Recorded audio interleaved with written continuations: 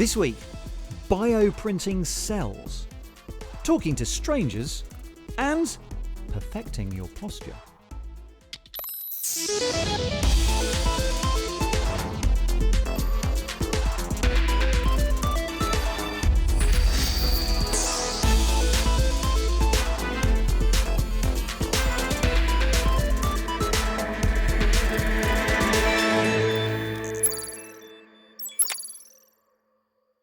Hey, welcome to Click. Hope you're doing okay.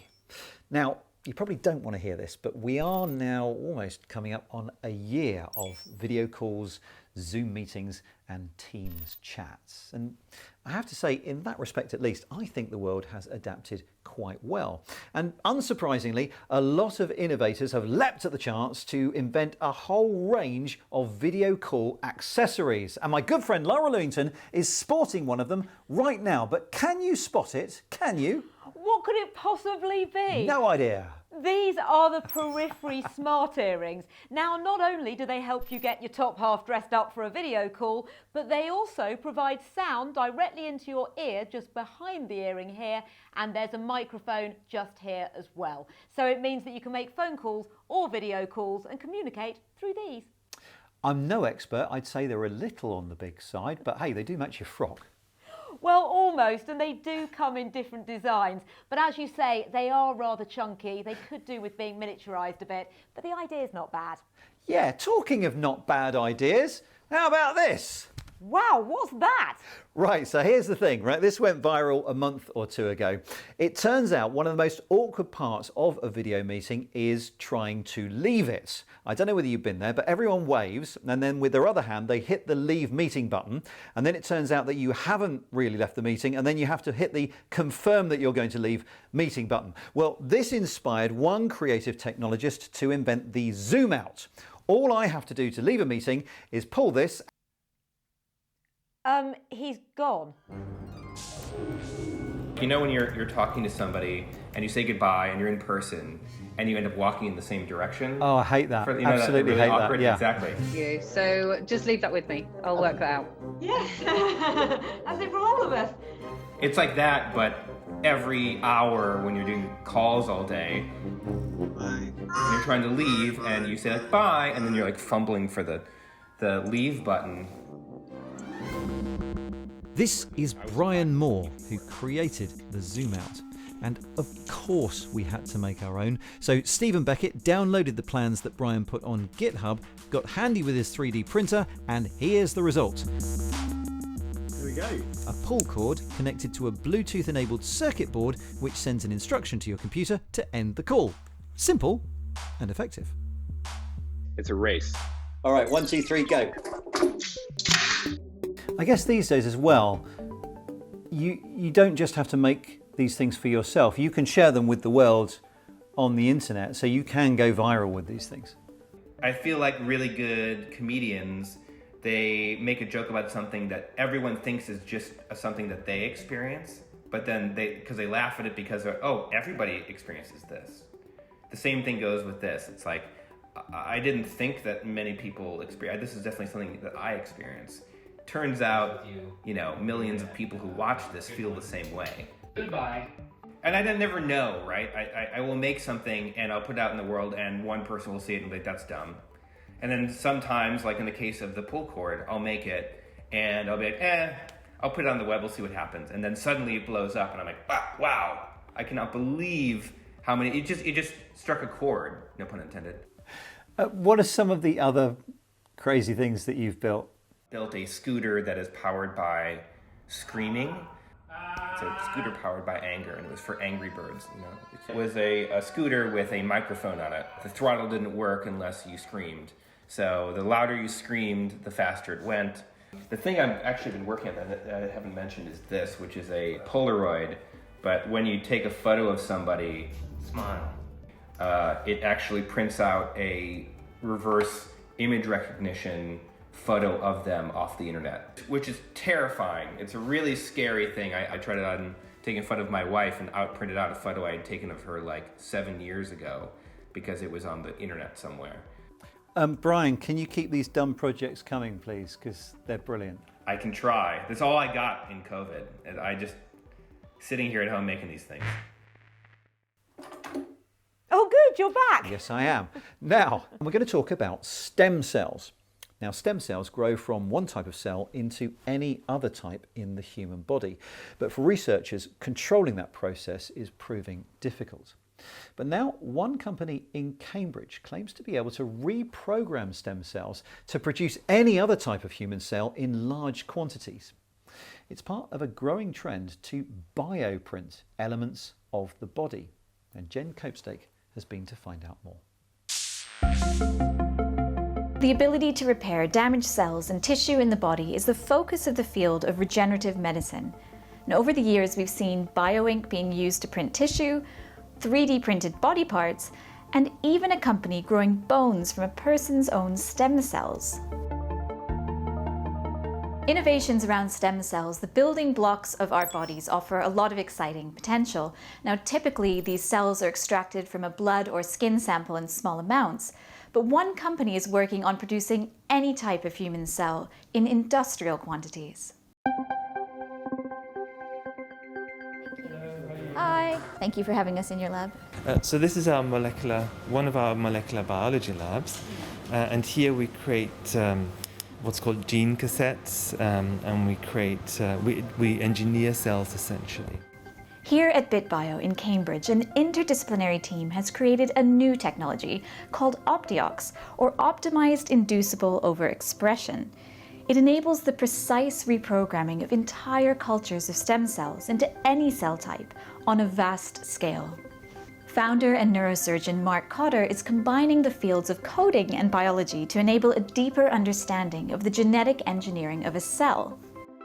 We've sort of taken a slightly different angle at biology. When we look back over the last 30 years, it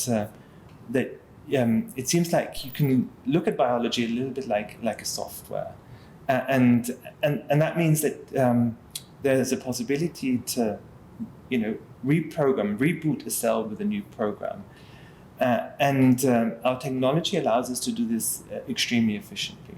And that's really opened a completely new way of thinking about manufacturing and precision engineering of cells.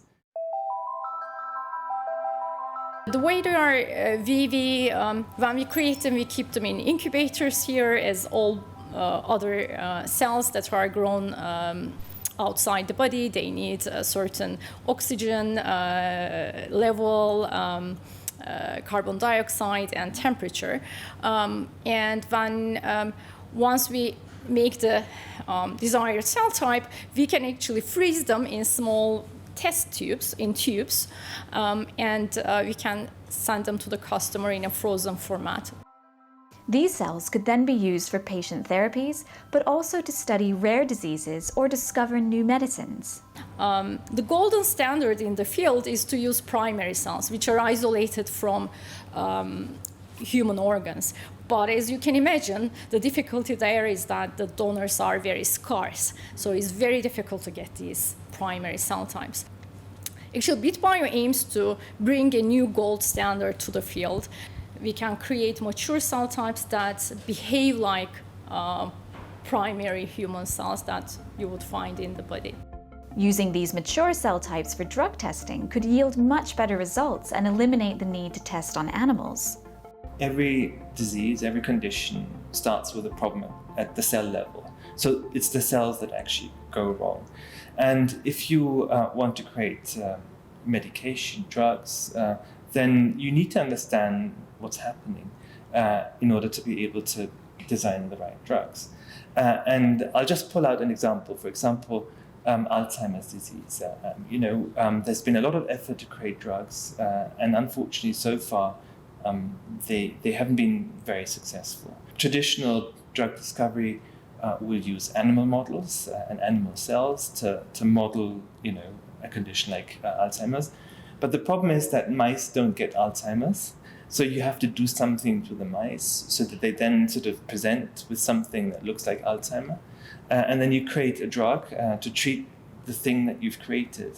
And so here, that's where we bring a solution. We can create human brain cells that actually are affected by Alzheimer's.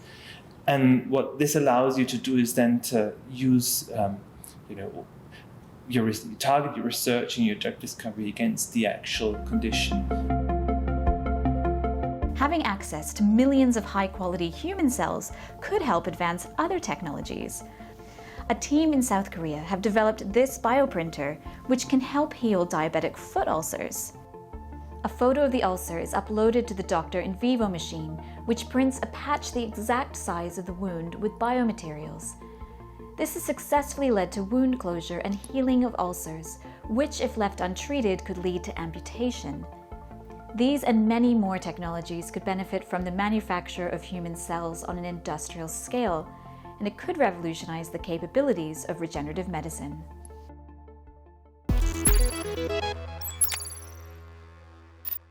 Hello and welcome to the Week in Tech. It was the week Amazon founder Jeff Bezos announced he is stepping down as chief executive. He will become executive chairman later this year and will be replaced as CEO by Andy Jassy. The latest Starship prototype by Elon Musk's SpaceX met with an explosive landing. Engineers say that despite the loss of the craft, codenamed SN9, the test flight provided valuable data. And Call of Duty Warzone has banned more than 60,000 accounts in one day for cheating. Publisher Activision said it was enhancing its own anti-cheat software. AI-powered traffic cameras in Australia could soon be getting an upgrade. Existing smart cameras detect traffic offences such as mobile phone use. Now, instead of being hit with a fine, drivers will be warned by a roadside display. Continuing the road theme, Swiss researchers have developed a computer vision system to enable motorcyclists to take bends more safely. Using cameras and a display, it calculates the optimal trajectory and speed through a curve. And finally, everyone's favourite and/or terrifying robot dog now has an arm. Spot, developed by Boston Dynamics, can now perform tasks such as tidying up, opening doors, and writing massive messages in chalk. It can now also be operated remotely. Good boy.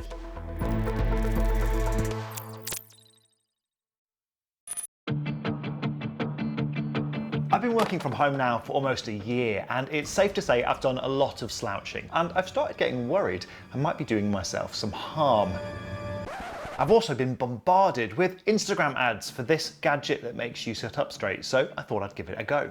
This is the Upright Go 2, and you wear it just at the top of your back. It comes with sticky pads, so you can literally just stick it to your skin, or you can wear it on a neckband, but I preferred the glue. It pairs with your phone, and once it's in place, you tap the button twice to calibrate, and then if you lean forward for a few seconds, it will vibrate, reminding you to sit up straight. And that's all there is to it. The app records how long you've been slouching and how long you've been upright. For my first session, I actually turned the vibration off, so the app would just record a kind of passive reading of how often I was slouching at my desk. That was actually quite hard to do because once you're conscious you're wearing this, you tend to sit more upright anyway. But in my first 2-hour stint, I was upright just 5% of the time. Now for the other days when I was sat at my desk working, I had the vibration switched on, and as you'd expect, if I leaned forward after a few seconds, it would buzz. Now I have to say there are times where this got a bit annoying because there are lots of times you lean forward, even if you're resting on your elbows with a straight back, or you get up to make a coffee and you're leaning over the kettle. At those times it would be vibrating you, telling you you're slouching. And so for that reason, I didn't wear the device all day every day, but if I knew I was going to do an hour or two stint at my desk, perhaps editing a video, then I'd stick it on. Now after a while I did get used to it, and there were times where I completely forgot I was wearing it. At least once I showered with it on, thankfully it still works, and after using it a few times, those stints where I was wearing it, I was managing to get about 80 to 90% of the time sat upright. Now I'm lucky that I've never had serious neck or back pain, but I wonder if there are any health benefits to this. The company makes no health claims in its ads on Instagram, but the company does make some health-related comments on its website, such as poor posture can change the curvature of the neck, and text, neck and screen slouching are causing serious back pain. So I spoke to Ashley James from the UK's Chartered Society of Physiotherapy to ask if there's anything wrong with slouching. Absolutely not. There's nothing wrong with slouching in moderation, just as the same as there's nothing wrong with sitting up perfectly straight. What we know is that there's no right or wrong position to sit in. There's only positions that are held for too long. I've seen those posts on social media that say if you use your phone too much or we sit badly in a chair, we're permanently changing the shape of our necks and spine. Is that true?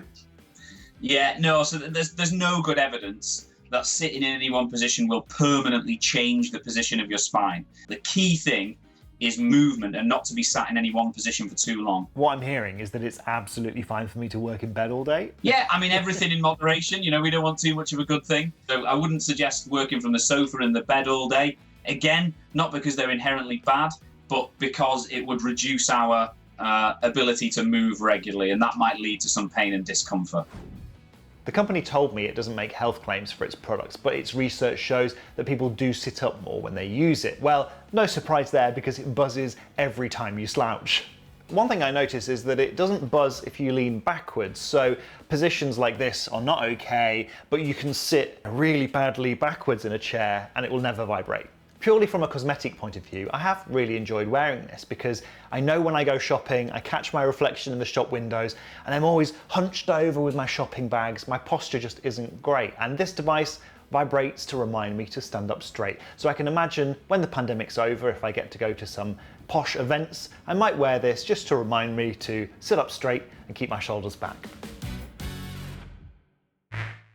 That was Chris, and this is Chris. Watching that made me want to sit up straight, but Yeah. it does seem that it's more about movement than posture. Yeah, that was certainly the view from the physiotherapist, that as long as you're not spending all day sat in one position and you're moving around a bit more, then that might be more comfortable for you. And for me, that makes sense. I've never been someone who suffers with back pain, but the times I have had a sore back or a sore coccyx, it's been on things like a flight where, without realising it, I've been sat rigid in one position for several hours. So that makes sense to me, getting up and moving around. It makes me want to just carry on moving while we're chatting to you, Chris. I think that is good advice. Okay. Maybe do some desk yoga, some dance routines. One tip is that rather than spending maybe like £100 on a posture tracker like this, if you already have a smartwatch or a fitness tracker, they usually actually tell you once an hour. You can set it to buzz to tell you to get up and move around. If you have an Apple Watch, it does the same thing. You're supposed to complete that ring and stand up every hour for a number of hours. And actually, that's a good thing to do as well. Keeps you moving. Okay, Chris, thanks for sitting up and paying attention. Now, one of the things that we miss in lockdown, well, some of us probably miss it more than others, is meeting new people. Now, I don't mean for dating, I just mean for a chat with somebody different, because many of us have been speaking to the same person or people for the last year. I'm saying nothing. Well, I've been testing some platforms that aim to change the conversation. Meet Marguerite, who lives in Surrey. I have 6 grown-up children and 18 grandchildren and 15 great-grandchildren. Some of them live far away and others are working all day and they can't always come and visit me. But life can be isolating, especially in these days of lockdown or restrictions. So one of Marguerite's daughters went looking for a professional companion for her. Now meet Sue, a freelance scriptwriter who lives close to Marguerite. It was Marguerite's name, I think, that first kind of caught my attention, and I asked her about her name. And she started telling me her history and then mentioned that she'd once upon a time been a professional ballroom dancer. And I was very interested in her life and she was interested in what I was saying to her. The app was originally launched to provide face-to-face short spells of company from pre-vetted companions for an agreed fee. It may have been the start of a beautiful friendship, though. During lockdown times, many, like Sue and Marguerite, have chosen to switch to the app's online meeting space. One of my hobbies is writing, so hearing stories is fascinating for me. I love it. And one thing I like about the whole kind of Companions app is the structure. If you go round to help somebody for an hour, and then they say, oh, could you just, and can you just, with the app, you're able to have boundaries, I think, and I think that's quite important. Sometimes you can open up to people and not tell your family certain things. which I think is very enlightening. With the lockdown, life is very boring. There are a lot of old people here where I live, and they're very lonely, a lot of them. It's given me a lift in life, in which I was stagnating a bit, I think. Totally, the matching up process sounds a bit like online dating. Yeah. GSOH, yeah, it's all that. Lisa, who used to be an advertising exec for Amazon UK, thought up the idea after a skiing accident left her needing some help around the house. We wanted to create something that's going to be for us. You know, we need this. My friends need that as they get older. We need to look after our parents. They don't want to go into homes. And we just started to break it down and work out, you know, what technology do we need? What competitors are out there? What do they have? What don't they have? You know, how can we make it a seamless journey for everybody? Companions isn't the only platform that can help you meet people for a bit of conversation at the moment. Quarantine Chat launched last year, and the idea is that it randomly puts two people together from anywhere in the world for a one-to-one phone chat. We're about to connect you to someone else, somewhere in the world to talk. Hello? Hey, hi. Hi, how's it going? I'm doing pretty well. I'm a filmmaker, and there was a big film festival 2 weeks ago, and a lot of my friends went. Now, you know, restaurants can seat at 25% capacity. I've seen several. I'm craving wide space at the moment, so big mountains, big. Today, I find out that somebody who was at the party just got tested positive. Putting it to the test, a few of the calls I signed up for didn't happen, but I did manage to make a friend in Japan. What has been the greatest high for you? Well, mostly I just reading books, and then interacting with people. The app matches you with someone who speaks the same language and who is awake at the same time. Operating via another app called Dial-Up, no personal details are shared and calls are made using data. It now has 10,000 users globally, and although they're not pre-vetted, there's a feedback system to report anything untoward. The idea for the app had come from one of its co-creators' own experience of being quarantined.